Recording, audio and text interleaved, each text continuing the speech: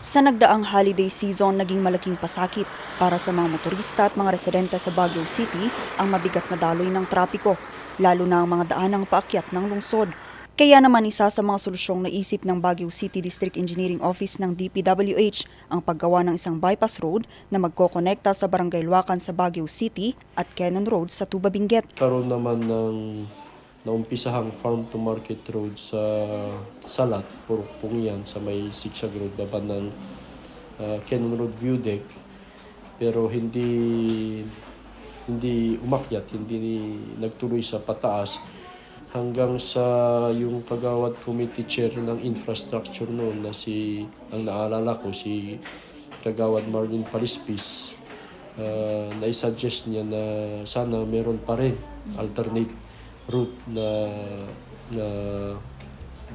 lulusot sa Cannon Road. The purpose of this project is to reduce travel time. That is our main concern in the network development program, wherein ang mga sub-program natin dito is yung road widening, paving of unpaved road, of carriageway improvement, rehabilitation, construction of drainage. Ang halos 4 na kilometrong bypass road ay magsisilbing alternatibong ruta hindi lamang para sa mga residente kundi pati na rin sa mga motorista. Ang paggawa nito ay sinimulan pa taong 2017 pero sa halos 7 taong konstruksyon ng proyekto, naging pahirapan ito para sa ahensya. Maliban kasi sa mga apektadong residente, pahirapan din kung paano nila epektibong maipapatupad ang plano para rito. Kasi matatabunan yung mga bahay sa baba at garden. So, nagreklamo na kasi sila noon eh. Kasi may mga, alam mo na, yung remnants hindi mo matotally na ano. So, lahat po ng hinukay natin dyan, hinahal out natin sa ibang lugar.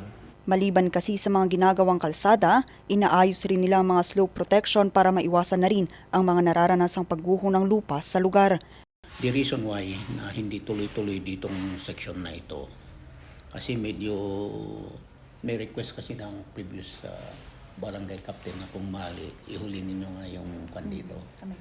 Buksan muna. Buksan muna. Kasi para magka-idea ito, bakit itong gusto nyo, hindi pa naman tapos. You see the idea of this one. Kaya what we did is we funded for the last section para makita niya na bukas na talaga ito. Halos 1 kilometro pa ng Major Main to Cannon Road Bypass Road ang kailangan nilang tapusin bago ito buksan sa trapiko pagsapit ng 2026. Ngayong 2025 target nilang matapos ang 0.160 kilometers na kalsada na nagkakahalaga ng 56.9 million pesos at sa susunod na taon naman ang natitirang 0.523 kilometers na may budget naman na 95 million pesos para tuluyang mabuo ang 4.375 kilometers na kalsada na may kabuoang budget na 630,213,000 pesos. Vanessa Bugtong, RNG News.